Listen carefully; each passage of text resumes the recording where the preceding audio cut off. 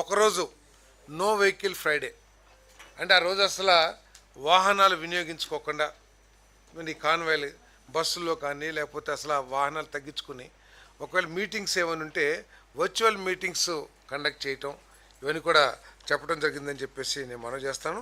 అదేవిధంగా అధికారులు కూడా అవసరం వస్తే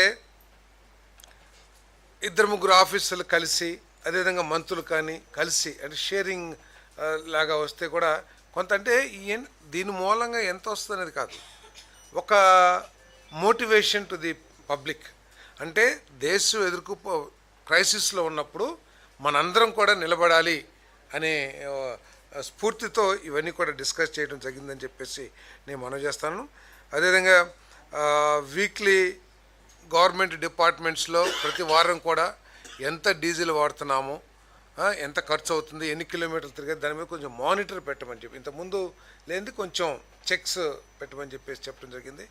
ఒకవేళ కొత్త వెహికల్స్ ఏమైనా కొంటే అవన్నీ కూడా ఈవీ వెహికల్స్ కొంటే బాగుంటుందని కూడా సూచన చేశారు. ఈవీ వెహికల్స్ కొనడానికి ప్రయత్నం చేయమని చెప్పేసి కూడా చెప్పడం జరిగిందని చెప్పేసి మనం చేస్తాను.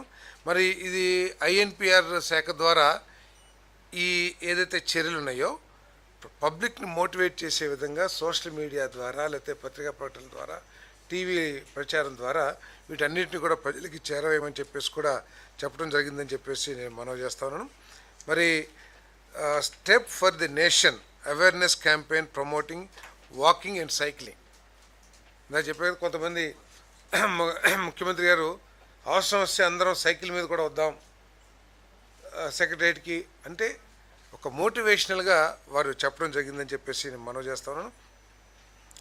మరి ఈవీ స్టేషన్స్ని ఎస్టాబ్లిష్ చేస్తానికి ఆ సంస్థలతో, ఎందుకంటే ఎప్పుడూ సంవత్సరంలో చేస్తాం 2 సంవత్సరాలు చేస్తామంటే కాదు, ఇప్పుడు క్రైసిస్ వచ్చే పరిస్థితులు ఉన్నాయి కాబట్టి ఈరోజు క్రైసిస్ వచ్చినా కూడా మనకి ఎటువంటి ఇబ్బంది లేకుండా పరిస్థితులు మనం క్రియేట్ చేసుకోవాలి. కాబట్టి ఈవీ స్టేషన్స్ ఎవరైనా ఇమీడియట్గా పెట్టేవాళ్ళు ఉంటే వాళ్ళకి ఇన్సెంటివ్స్ ఇచ్చైనా సరే వాళ్ళతో మాట్లాడమని చెప్పేసి కూడా చెప్పడం జరిగిందని చెప్పేసి నేను మనవి చేస్తాను.